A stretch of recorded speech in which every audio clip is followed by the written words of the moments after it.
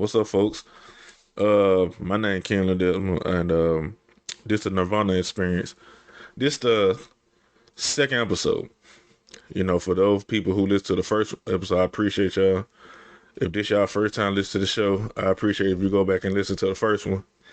But in that first episode, it was not structured.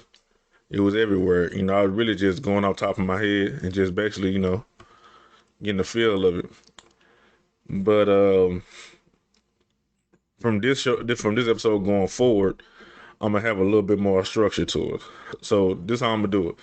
For except for when I have guests, like it's still gonna be going the same way when I have guests, but like it's gonna show gonna be broke down in four parts. Uh, Let the games begin. That's the news and information about anything dealing with gaming. Um, Current events that's dealing with anything dealing with news, whether it's political, um, entertainment, like anything dealing with like news and celebrity stuff. Um, the main event, that's the uh news and information and stuff dealing with the wrestling community and wrestling in general. And I'm gonna always close the show out with a final thought, like just like it's like basically me get some of my chin just saying what's on my mind. So yeah, let's go on and get started with the let the games begin. All right, so this past Wednesday, what there was May 24th. PlayStation had their showcase where they premiered like a whole bunch of independent games. They premiered Spider-Man and stuff like that.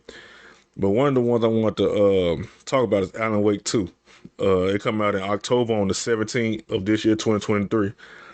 And I can't wait to play that game because from the way it look, it puts you in the mind of the newest and latest Resident Evil remakes because that's what it remind you of. The first Alan Wake came out when I was in high school. It was like 2010. I think I was like in the 11th grade when the first one came out, and I liked it then. And I'm currently playing the remastered version now.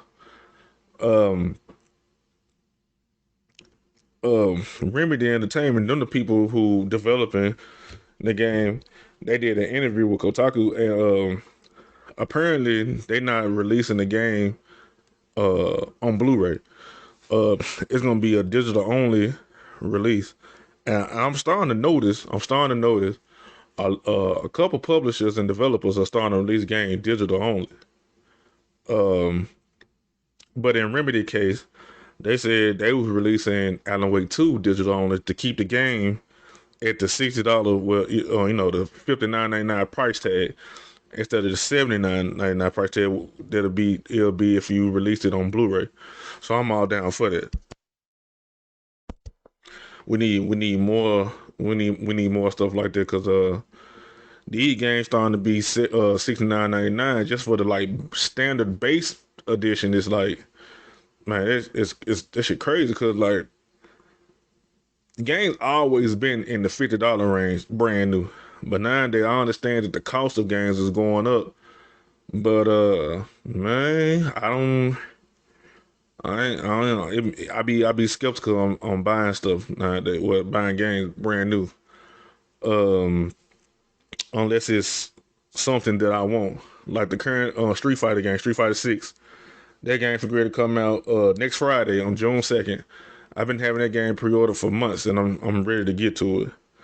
Um NetherRealm Games, the people who made the Mortal Kombat series and the Injustice series, they announced on Twitter a couple days ago, on Twitter and social media, that they're releasing a stress test for Mortal Kombat 1, the new Mortal Kombat. If you didn't know what a stress test was, it's basically like an online test is to test the servers for the online multiplayer. So it's gonna be a stress test for.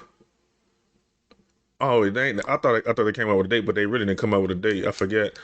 But you're gonna be going. It's gonna be only for 1v1. So it's gonna be you versus another person online. And to even sign up for the stress test, you have to have a Warner Brothers account, WB account, and if you don't have one, just sign up for one. If you already have one, go to the NetherRealm or the Warner Brother page. It's a link you can click on to sign up for the stress test. It's absolutely free. Just because you sign up for it don't mean you'll get in. It's just like you trying to get an trying to get invited into like a closed beta, even though it's not a beta. Like I said, it's only to test the online, so it's gonna be you versus another person one on one. It ain't no release date for it yet. They just announced that they doing it, so I really don't know when they doing it. So if you interested in that, you can get that done. Um, Capcom, uh, Capcom, the developers that make all of the Resident Evils, the Devil May Cry games. What else did Capcom make? Street Fighter. All like their developer just released a trailer at the PlayStation showcase. Showed a trailer for the Resident Evil 4 remake VR. They showed just a little gameplay of it, and I ain't even saying a lot. It's like, see, me personally, I don't like the VR because each time that I tried it, after I get through, I feel like dizzy and like I can't explain it. But for those people who do like the VR for the PlayStation 2 VR, um, they released some gameplay trailer. It's not released yet, and the game is currently in development. But from what they premiered at the event, that don't look like it's gonna be fun. You got the knife in the hand and your pistol in the other hand, and it don't look bad. Like the graphics don't look bad at all. So I thought about getting the VR just to play it because since the Resident Evil 4 remake been released, it came out in March 24th of this year. Since that game been out, man, I beat that game about 7, 8 times, and down there got all the achievements for like except for like three, and that's only because I don't feel like looking for the treasures and stuff like that. But yeah, I ain't feel like doing all that. Um, for the people that had an OG PlayStation, you know, the original PlayStation One, who played the Metal Gear Solid series.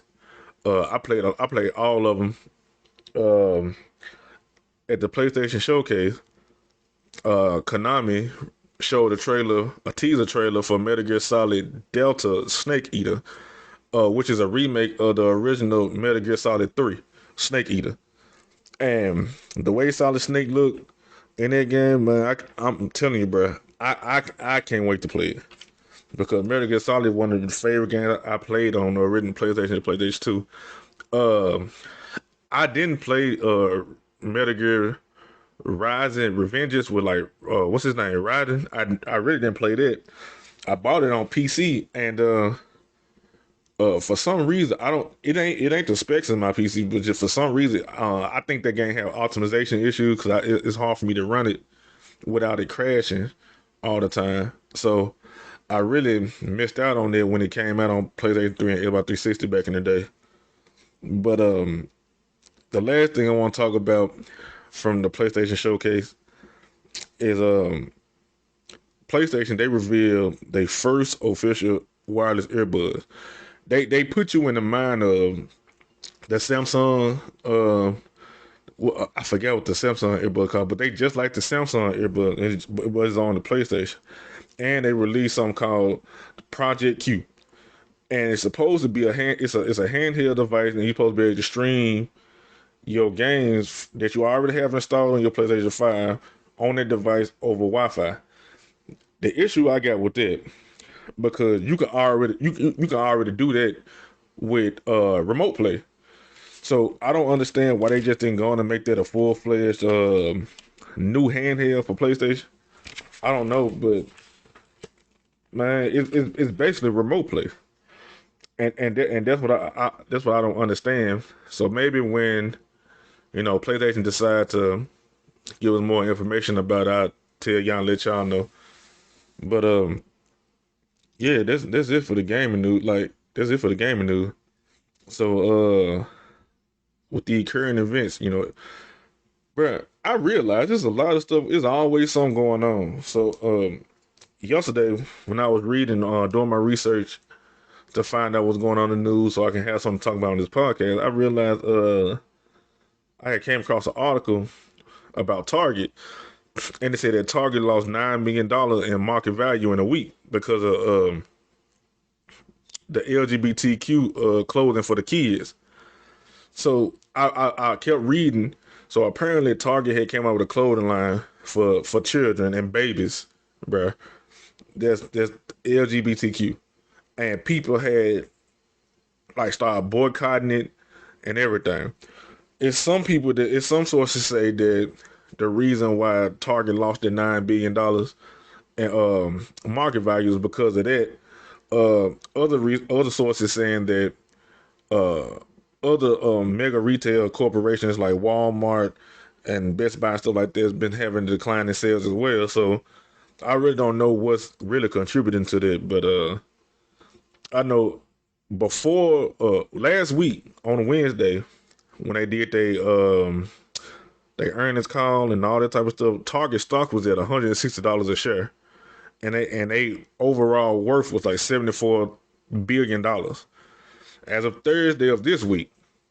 When they did it again and looked at the Target value again, Target stocks went down to $141.76, and that left Target value at what 63 or $65 billion. That's like a 12% drop, and that's where that $9 billion loss in capital come from.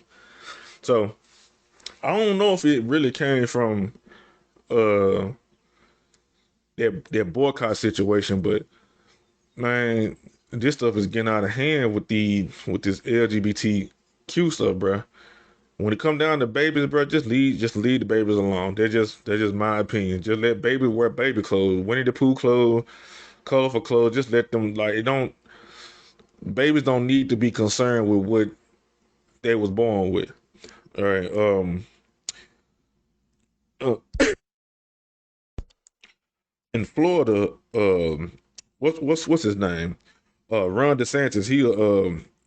Um what he is? He a governor, and he decided to make his announcement to run for the 2024 presidential campaign. Um, it, he announced his campaign last week on a Tuesday or Wednesday, and he had like technical problems on the Twitter when he was announcing it. And before then, what's his name? South Carolina Senator Tim Scott. He entered the race Monday, but DeSantis he close to second. He in second place behind Donald Trump to get that Republican seat to run for office next year. And within hours of this man, bro, within hours of this man announcing he finna try to run for the Republican seat to become president, he raised over $8 million. I think it was like 8.2 or $8 million $3 or something like that for his campaign. And I'm like, bro, like how you able to raise that money like that so fast? But it's people donated to, like, how the president's campaign and election campaign, people just donate to you. Um, South Carolina Senator Tim Scott, he already had when he announced that he was running that Monday. They said that he already had $22 million to start his campaign, and I'm like, bro. So those the two people that's running for the Republican seat besides Donald Trump for the presidential campaign next year. Who else? It's one more person. I can't remember who it is. Uh, man, I can't. Oh yeah, it's a governor from North Carolina, North Dakota, and his name Doug Burgum or something like that. And he running for the Republican seat along with DeSantis and Tim Scott.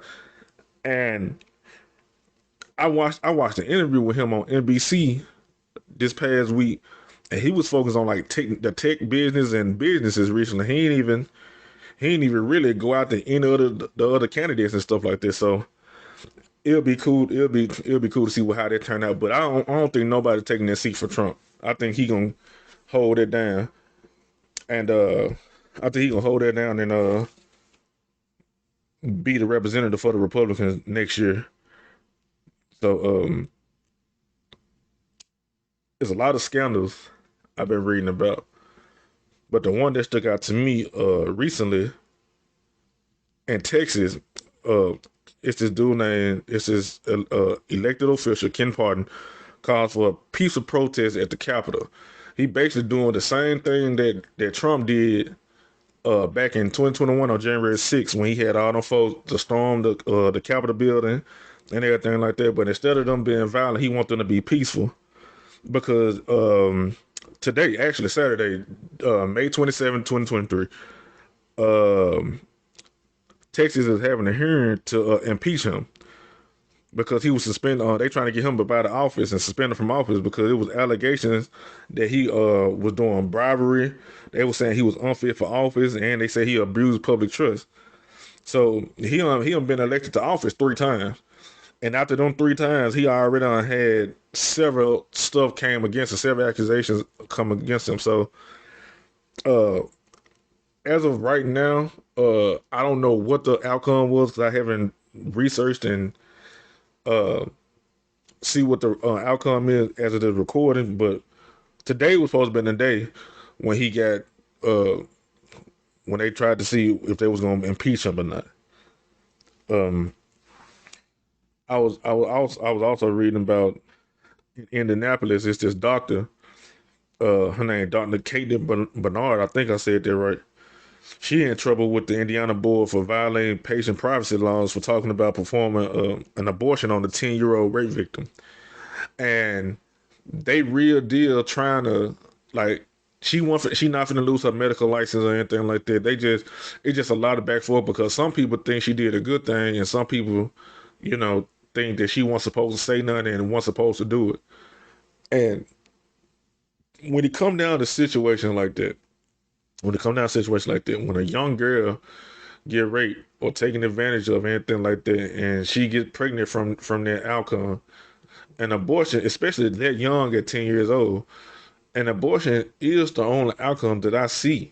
You know what I'm saying? Because she 10, she don't even understand what's really even going on. So for that doctor to perform that abortion on her and help her out like that, you know what I'm saying? I don't see nothing wrong with it. But she's still keeping her medical license. She got fined $3 for each violation. I mean $3,000 altogether because I think she got 3 violations, and it was $1,000 for each violation. So uh,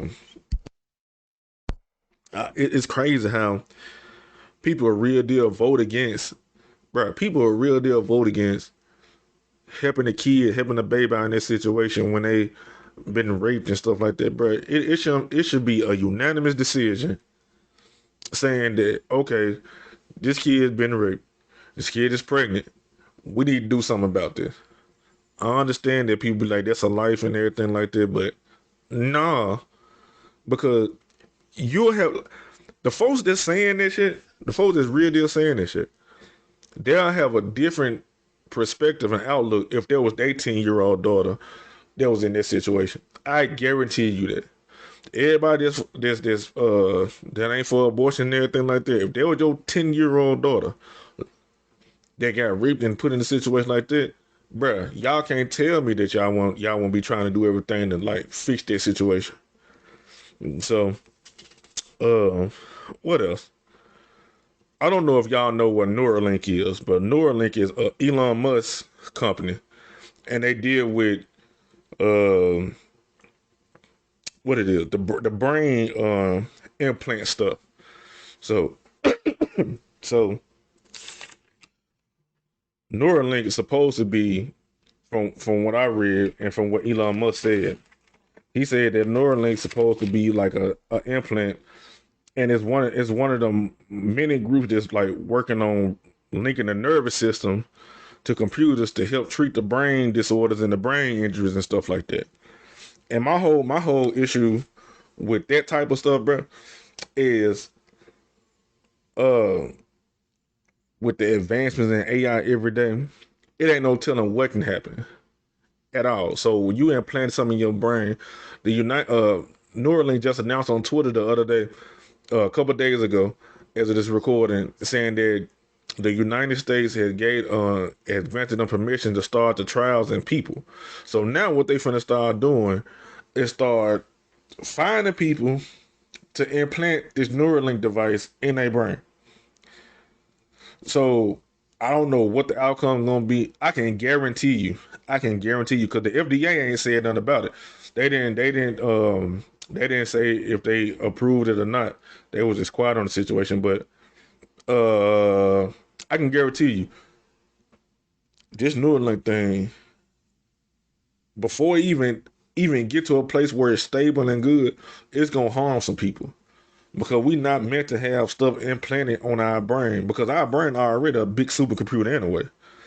So it ain't meant for us to have stuff implanted in our brain. It's ungodly. So um I don't I'm not with that. I mean, if you wanna get that done and have these folks implant stuff in you, and you having problems with your neural system and all that type of stuff, I mean, to each his own. I'm not. I advise people not to do it, because it's gonna be some people, especially that first batch of people that get no trials ran on them. It's gonna be something happening, whether it's side effects or the worst, it's gonna be death. So I just advise people not to, man, to do it. That's if you want. Everybody got their own free will in this country. All right, let's uh let's talk about this wrestling in this main event. This the part where I like the most. Today, WWE Premium Live event came on today.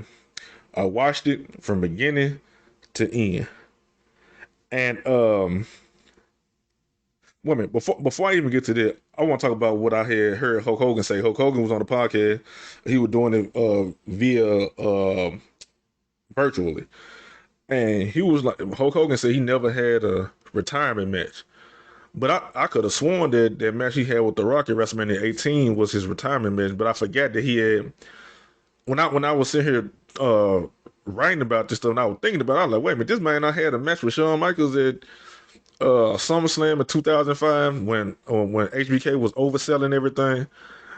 He was so mad, like he was like Shawn Michaels was so mad because he didn't want to lose or whatever, and Hulk Hogan was mad because he was overselling. But Hogan had that match with HBK in '05, and he did a little stuff in TNA, like his last couple years being like an actor wrestler.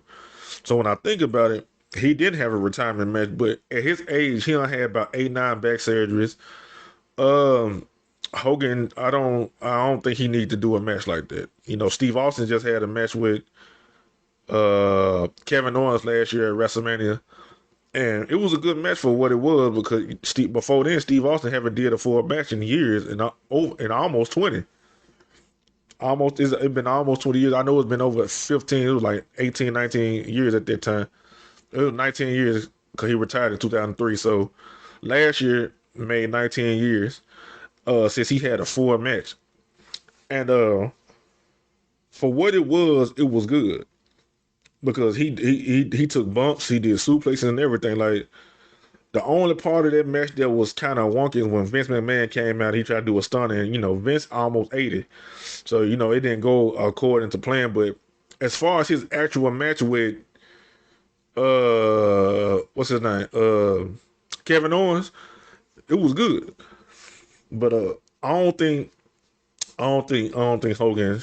I only think Steve Austin would even do a match like that, because Hogan won't be able to do what he need to do at the level that he need to do it at. But besides all that, besides all that, the most important news today, May 27th, 2023, our tribal chief Roman Reigns celebrates his 1,000 day being world champion. That ain't been done since Hulk Hogan himself was champion in the 80s.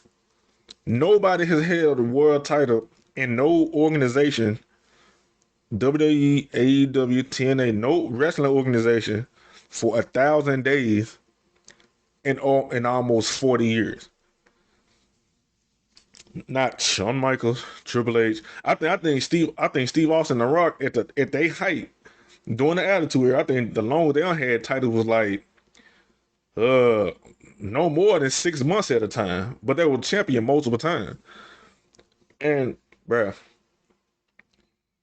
today marks 1,000 days since Roman Reigns been WWE Universal Heavyweight Champion, and it ain't been done since before 40 years. And I'm loving every minute of it.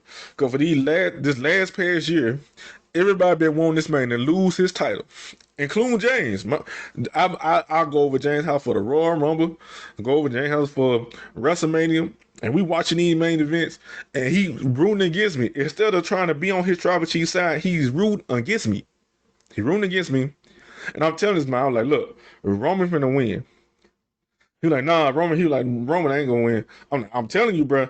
He too cold, bro. Even last year in November at the Survivor Series, I was telling this man in the Survivor Series of the War Games, I was like, look, the Bloodline finna win. Especially when Sami Zayn was with the Bloodline, like, look, the Bloodline finna win. Just go and acknowledge your tribal chief and just stop making it hard for yourself. He would not acknowledge the tribal chief. What he said was, what he said was, do it back last year, back in November. He said Roman Reigns win at WrestleMania and keep his title. I don't got no choice but to acknowledge him. I said, all right, I remember that. Fast forward months later, go over his house for WrestleMania, having a good time. We watching the whole WrestleMania Night 2, main event.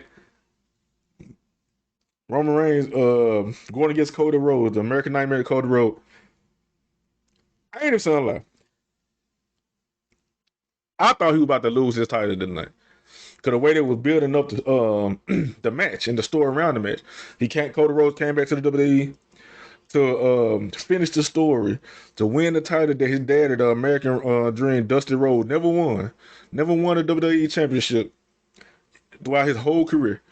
So it was his job, his dream was to come back to the WWE, win the WWE title, and finish the story. During the match, it was so many times where I thought that Roman was actually done, like 1, 2, 3, but he kicked out. This man, Roman Reigns, got to be the master at kicking out at 2.9 seconds, bro. Because he always kick out at the very, very last second before that referee hit his hand on that mat for the third second. So when Roman actually won, bro, when Roman actually won at WrestleMania and kept the title, the look on James' face was even more better. There was like there was the icing on the cake. There was the cherry on top. It was perfect. I was so bro. I was so happy because he took me back to my house, and I didn't want to be in that car ride with him the whole time. Talking about listen to that Drake song, talking about some Cody turn me up. I ain't want to hear that at all. But instead, you know what he heard? He took me to the house. He had his daughter, my niece, in the car with him. And the whole ride to my house, his little girl and Jay heard me talking about, I told you since Survivor Series that Roman was going to hold it down and keep the title. And the only thing this man kept on saying, he was like, man, let me hear him and get you home. Bro, he couldn't say nothing else. You know why? Because I was right. I love it. I love it. So at Night of Champions today, Seth Rollins became World Heavyweight Champion. He had a match with AJ Styles. He became World Heavyweight Champion for Monday Night Raw. And don't nobody in the company right now, besides Seth Rollins, deserve to be World Heavyweight Champion. Because this man done did so much, put on so many, man, he done put on so many fight matches over the last past couple years. And besides Seth Rollins, I don't see who else can possibly be world champion right now. He deserves to be world champion right now. And I think he's gonna be one of the best champions in a long time, besides our tribal chief. But he's gonna be one of the he gonna be a good champion. Um what else happened? Oscar, for those people who watch wrestling, you know who Oscar is, but Bianca Belair, she lost her title. She was WWE Raw Women's Champion for over a year. For over a year straight. And Oscar won today, beat her today by putting the mist that the Japanese wrestlers spit in their face, like the green and blue mist. instead of her spinning it this time, she got it over her fingers and put it in her eyes this time and won like that. And that was a good match. Um, it really wasn't no bad matches on the PLE today, except for Rhea Ripley versus Natalia Hart, bro. Natalia, her uncle is Bret the Hitman Hart, bro. Her daddy is Jim Neidhart. Both of them was part of the Hart Foundation. It ain't no way Natalia, even though she been in WWE for over 15 years, and she got the most wins out of everybody over every woman in WWE history, like because of her career. That don't mean she had the job out like that, bro. She lost in 68 seconds today. She didn't do nothing to Rhea, bro. Rhea hit her a couple of times and did the riptide, and the match was over with in a minute and 8 seconds. I had already didn't want to see that match already as it is. Um, yeah, 68 seconds. That was trash. I was like, man, I need my minute back. What else? Gunther and Ali. One thing I can say about Ali, that match was better than what I thought it was gonna be because Ali, he kind of one of those wrestlers who really ain't found his footing yet and just kind of like boo boo. I don't want to say he boo boo, but he just ain't my cup of tea. But Gunther, he done had the Intercontinental title.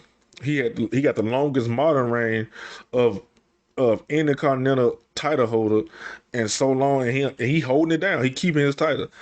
And that match if I had to grade that match out of 1 through 5 stars, I'd give it like a 3.5 because it was a good match.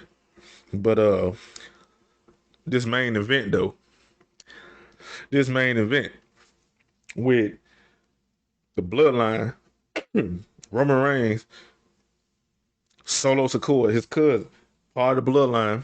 For those who don't know who Solo Sikoa is, that's Rikishi's son.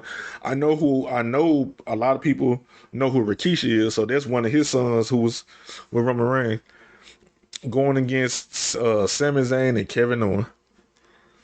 This main event was exactly like I thought it was gonna be, except for the ending. The main thing I loved about this match, they didn't just put on a match. This was fucking theater.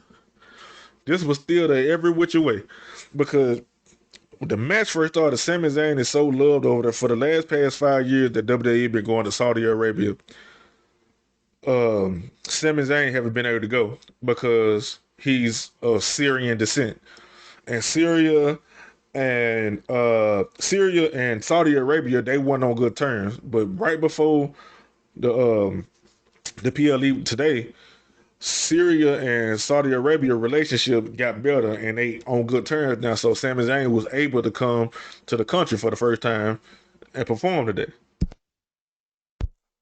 Man, the ovation that Sami Zayn got when he came out, man, people really did want to see Sami Zayn for years, and it showed today. Um, Before the match even started, I think they took like 3 4 minutes of people just cheering, like just like they were so loud, just cheering for Sami Zayn, and Roman was playing right into it. And right when I thought the match was finna be over with and win, Roman Reigns gonna spit a referee. Now everybody knows in wrestling, if a referee get hit, somebody finna do something cheating. So I just knew something was finna happen, but I didn't know. Like it's like I knew, but I didn't know that the Usos, Roman Reigns' cousin, part of the bloodline, they also Rikishi's sons. The Usos will come out and do what they did. They came out to help Roman. They came out to help Roman and their brother. But so for some reason, Jimmy he ain't falling in line. He ain't doing what the tribal chief tell him to do at all. That's why Roman was so mad when they came out. The first thing he said to them when he saw him, like, "Who told y'all to come out here? I got this." And it got to the point where Roman was shoving them and talking about, "Ain't no day one, ain't no bloodline no more." And Jimmy Uso kicked him right in the face.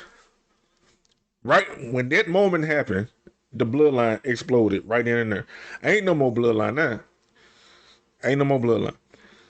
Um, his brother Jay was trying to get him to come on, but like, you can't be doing this. We better than that. And Jimmy told that man right there and there, I'm doing what you should have did a long time ago, and kicked Roman in the face again.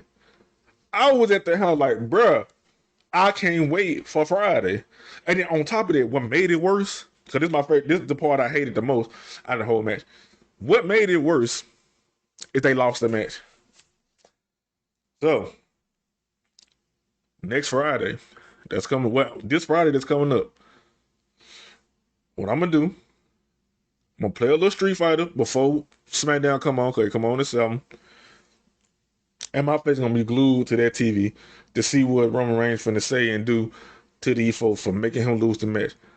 Dude was Roman Reigns' first time losing a match in WWE since 2019.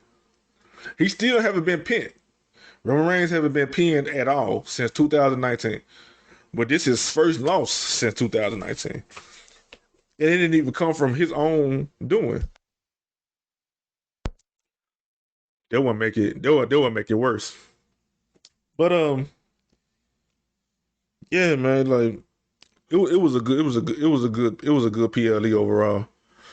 Jay, he was like, it's the best PLE so far of the year. I'm like, nah, because WWE had another PLE earlier when it was in Puerto Rico. Me personally, I believe that was the best one of the year so far because the crowd, the atmosphere, the crowd, the matches. Even though the Tribal Chief he won there, I believe like just the overall experience and how the crowd was and everything, reaction and everything. I just think it's the best uh PLE for the year. But yeah, so we almost through. I'm glad I made it through it. You know what? It's time for this final thought. Um, these past couple of days have been some of the best days I've had in a long time. Since recording this first episode and uploading it and seeing people actually listen to it. Because who would want to listen to what I got to say? You know what I'm saying? I always I always been the person that talk a lot. Even when I was in school, I recently got in trouble with some people for like reacting with my mouth instead of my brain first. But it ain't no serious trouble. I just love to talk.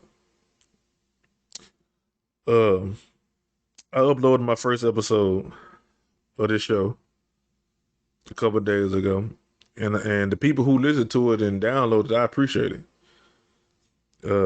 I had a conversation with my daddy this morning, and that put me in even more better spirits because I was thinking about my mama and everything. So it really made that conversation I had with my dad in the text message. It made me feel better. Um, I understand when people be like they were scared to do this, they were scared to do that, or whatever. Whether it be they be scared of the criticism from other people, from their friends, or they scared to fail. Or some people don't even realize they be scared to do stuff because they scared to be successful. You know what I'm saying? And I think I'm a victim of all that because it's just not taking me all these years. Like I said last week when I did the show, I've been talking about doing the pod for since 2019. That's going on 4 years now, and I'm just not starting. So I understand that. I understand where being scared to fail and being scared of criticism and being scared to succeed like a hold you back. But bruh, I gotta tell people, cause it might be somebody who listen to this besides my friends and family. It might be some people who listen to this and going through something like that themselves. They got an ideal in their head. They be like, all right, I know what I want to do, but they scared to take the first step. Man, you got to get over that because if you don't push past it, you're gonna be stagnant. You're gonna be stuck, and the next thing you know, it would have been a man days, weeks, Months and years have been on passed by. Like I said, I'm an example of that. Man, you got to believe in yourself. You got to believe in yourself, and it ain't gonna be easy. It ain't gonna be easy for the simple fact. I'm gonna take that back. All right, in today's age, it's almost easy to do everything except for hard work like being a doctor or like doing something where you have to get a lot of training in, being a professional fighter, stuff like that. But when it comes down to content creation or anything that you think you want to do, whether it is being a professional fighter or being a doctor, it's hard because you got to put in the work. You got to learn your craft. What makes it easy, bro, is all the stuff we got access to. The internet. I don't even hear anybody talking about going to the library no more because you got the library in your phone now. You carry your library with you every single day. You know what I'm saying? So it's if you got that doubt, that fear or whatever, that you scared to do stuff because like 'cause my issue was I'm like, I want to do a podcast. I need to buy this equipment. I need to buy this. I need this to be perfect. Bro, Carl went out there and got all types of microphones and everything. Went out there and did all that. And we still didn't do nothing. I have less than what I had then, and I'm starting now. All I have now is me and my computer. One microphone, it's just me. At first, my original plan was it was gonna be me, Jay, Carl, and Chris. It was gonna be and Blake. It was gonna be all of us doing podcast, doing different episodes, talking about different things. But now I realized I don't need all that. Look, as I keep doing this podcast, as I keep doing the show, and the audience keep growing, and the show gets bigger and bigger, then I can invest in getting all the extra stuff because I might not even need it then. 'Cause I'm doing just fine now. But I might upgrade a couple things. But you can't hold, bruh. You can't hold yourself back. You know how folks be like, you can't be cheap with yourself. That same thing applied to what I'm talking about today. You can't hold yourself back. And I never understood when folks be like, man, if I can do it, you can do it. Bruh, I never understood this shit until I started doing this, until I started doing this podcast. I never understood how simple it is. Bruh, that concept is so simple, but scary as hell at the same time. So go out there and get it. It's so much money to be made nowadays. People be on Facebook every day, all day, scrolling on Facebook every day, all day. You could be putting that energy into making some content or something and making money from Facebook. I got a friend. I ain't gonna say her name, but no, 'cause I don't want to put her business out. But she make videos and put the content on Facebook. The Facebook Reels thing, and make plenty of money every month. And that's just from Facebook. So it's ways you can improve yourself and go after what you want. So that's my final thought for today. My name Ken, and I'll see y'all next week on the Nirvana Experience.